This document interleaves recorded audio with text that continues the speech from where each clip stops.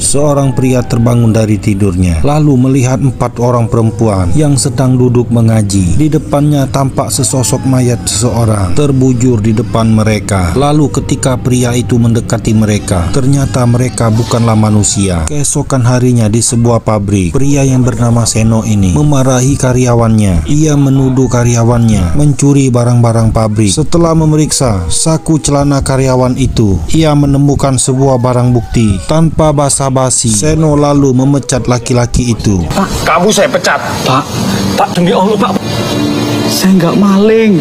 Laki-laki ini sangat kecewa, telah dituduh mencuri. Padahal ia ingin memindahkan barang itu saja. Usai diberhentikan bekerja, pria ini memilih untuk mengakhiri hidupnya. Keesokan harinya, seorang wanita datang ke pabrik sambil mengamuk dan menangis. Wanita ini adalah istri karyawan itu. Ia datang untuk menuntut kematian suaminya. Lama kemudian salah satu karyawan di sana pergi untuk memanggil atasan mereka dan memberitahu kedatangan wanita itu. Lanjut part 2. Seorang wanita sedang mengamuk setelah ditinggal meninggal oleh suaminya. Ia menuduh Seno sebagai seorang pembunuh, lalu menyumpahi hidupnya akan kelam seperti tanah hitam yang pekat. Beruntung karyawan lain menenangkan wanita itu. Seno mempunyai seorang istri yang cantik dan juga seorang anak perempuan yang sudah beranjak dewasa. Mereka hidup sangat bahagia, bahkan berencana untuk membuatkan adik untuk menemani putri mereka agar tidak selalu bermain dengan boneka. Hari itu mereka berencana untuk pergi berlibur. Namun ketika wanita ini mengunci pintu rumah, sebuah gelas terjatuh sendiri. Namun wanita ini mengabaikan firasat buruk itu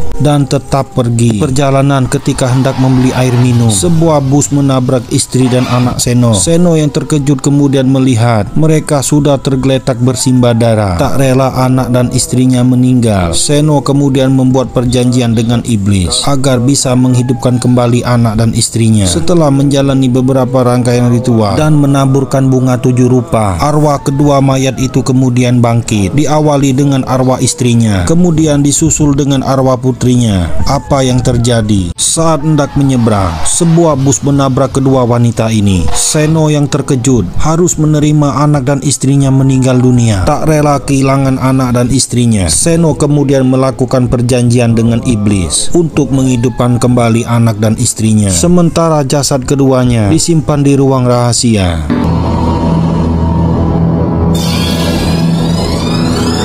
Di hari yang sama, Abdi kakak ipar Seno mendapatkan firasat buruk tentang adik dan ponakannya. Ia segera menghubungi Seno untuk menanyakan tentang adik dan keponakannya. Seno yang mendengar dering telepon segera mengangkatnya, mengatakan istri dan anaknya baik-baik saja. Mendengar itu Abdi pun menjadi tenang. Keesokan harinya ketika bertemu di pabrik, Abdi memastikan kembali kondisi keponakan dan adiknya kepada Seno. Di tempat bekerja Seno, seorang atasan bernama Wina sering menggoda Seno. Namun Seno tak pernah memperdulikannya. Hal itu pun membuat Wina menjadi kesal, lalu pergi ke seorang dukun. Setelah dilakukan penerawangan oleh dukun itu, Wina justru mendapatkan sebuah rahasia besar yang disembunyikan oleh Seno. Ia pun nekat mendatangi rumah Seno. Kebetulan saat itu telah terjadi sesuatu terhadap anak Seno. Beruntungnya Seno segera datang dan menyelamatkan anaknya. Lalu keesokan harinya ketika Wina sampai di kantor, ia menceritakan apa yang terjadi kepada Abdi. Tanpa buang waktu, mereka berdua kemudian mengawasi rumah Seno untuk membuktikan keanehan yang dilakukan oleh Seno. Ada sebuah tangan mengerikan muncul ketika seorang pria sedang tertidur. Merasa ada sesuatu, ia pun terbangun. Lalu saat hendak masuk ke dalam kamar, ada bayangan hitam yang melintas di belakangnya. Keesokan harinya, Abdi menemui Wina, lalu meminta Wina agar jangan mengganggu adik iparnya. Di saat itulah Wina menjelaskan bahwa telah terjadi sesuatu dengan adiknya. Mereka berdua lalu pergi ke rumah Seno untuk membuktikan perkataan Wina. Benar saja, di sana mereka melihat kelakuan Seno yang sangat aneh. Ia berbicara dan tertawa sendirian. Akhirnya Abdi pun percaya. Ia pun mempertanyakan di mana adik dan keponakannya. Wina mengatakan apa yang Seno alami mungkin saja berhubungan dengan hal gaib. Namun Wina menghalangi Abdi untuk bertemu langsung dengan Seno. Saat baru pulang bekerja, Seno disambut oleh istri dan anaknya. Mereka semua terlihat baik-baik saja. Namun di saat-saat tertentu, Seno sering bertemu dengan seseorang yang ingin mencari persugihan atau hal gaib lainnya. Di sini Seno seperti seorang seorang dukun yang bisa memenuhi keperluan orang-orang itu. Lalu pada suatu malam, Seno terbangun karena melihat istrinya mengamuk sambil memukuli jendela. Di sekelilingnya muncul bayangan-bayangan seram. Ketika istri Seno mengamuk, ia melihat bayangan wanita-wanita mengerikan.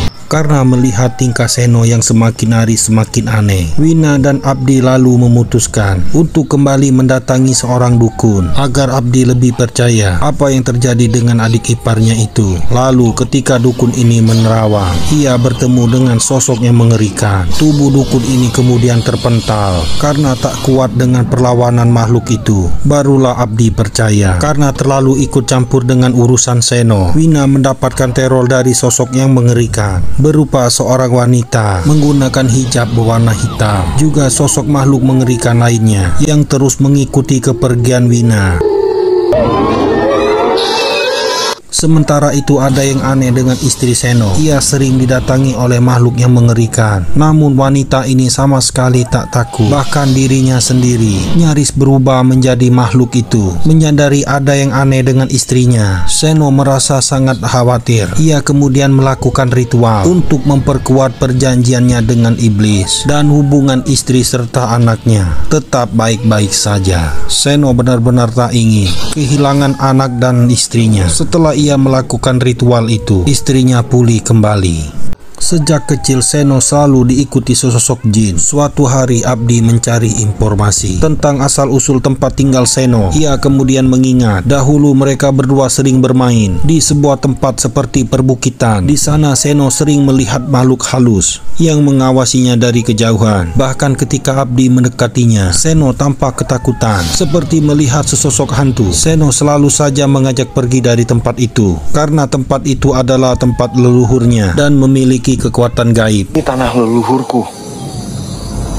Mengingat itu, Abdi langsung memutuskan untuk pergi ke kampung di mana Seno tinggal dahulu. Abdi kemudian menemukan sebuah rumah tua. Di dalam rumah itu ada seorang nenek-nenek yang ternyata adalah ibu Seno. Mendengar ada seseorang yang datang, si ibu lantas menemuinya. Lalu setelah memperkenalkan diri, Abdi kemudian menceritakan semua tentang Seno. Ternyata sejak dahulu kala keluarga Seno memelihara jin yang kemudian turun-temurun. Namun pada suatu saat ayah Seno memutuskan untuk menghentikan turunan itu dengan cara membuang keris yang tertanam di tubuhnya. Apa yang terjadi? Seorang wanita menggali tanah di tengah hutan. Setelah mengubur sesuatu, ia pergi. Anaknya yang mengintai dari tadi membuka lagi galian itu, lalu mengambil keris pusaka kecil dan tak pernah lagi kembali ke rumah. Bahkan ibu dan ayah Seno sudah menganggap Seno tak ada. Wanita ini juga mengatakan ia tak bisa membantu Abdi menyadarkan Seno karena sekarang wanita ini sudah sangat tua. Ia tak mau lagi mengurusi kehidupan anaknya itu. Pernyataan si ibu membuat Abdi sangat kecewa, padahal ia sangat berharap si ibu membantunya. Abdi kemudian memberikan alamat rumah Seno sebelum akhirnya berpamitan pergi. Sementara itu di tempat Seno bekerja, Wina menutup pelang jalan di perusahaan agar Seno tak bisa pulang ke rumah. Namun Seno menjadi sangat marah, lalu menarik Wina dan mencekiknya. Beberapa saat akhirnya Wina kehabisan napas dan ia pun tak sadarkan diri. Seno lalu membawa tubuh Wina ke dalam mobilnya. Setelah itu ia membuka pelang jalan dan segera pergi dari tempat itu. Seno membawa Wina ke tempat rahasia yang berada di sekitar rumahnya.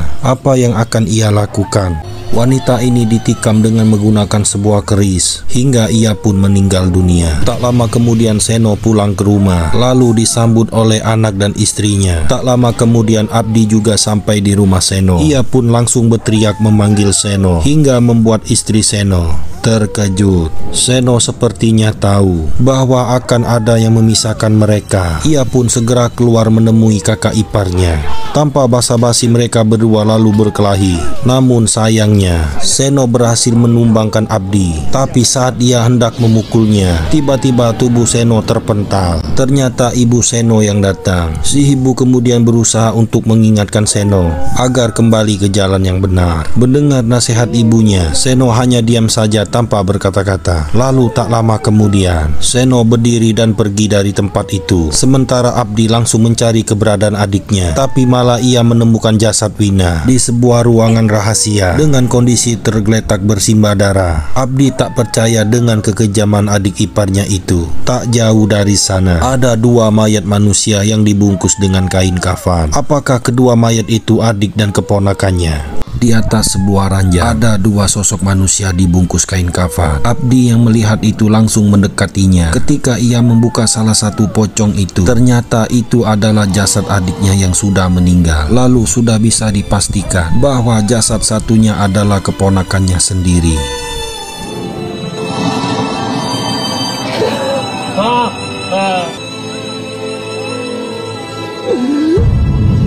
Di tengah kedua jasad itu, Abdi menemukan sebuah benda kecil yang ternyata itu adalah keris pusaka. Abdi kemudian membuang keris pusaka itu di dalam sebuah wadah yang digunakan Seno untuk melakukan ritual. Seketika keris itu meledak dan terbakar. Sementara itu Seno yang melarikan diri ke hutan akhirnya menyadari kesalahannya. Ia pun bertobat dan mengikhlaskan anak dan istrinya, serta tak mau lagi bersekutu dengan para iblis-iblis itu. Lalu arwah istrinya yang getayangan akhirnya dibawa pergi oleh jin yang selama ini bersekutu dengan Seno.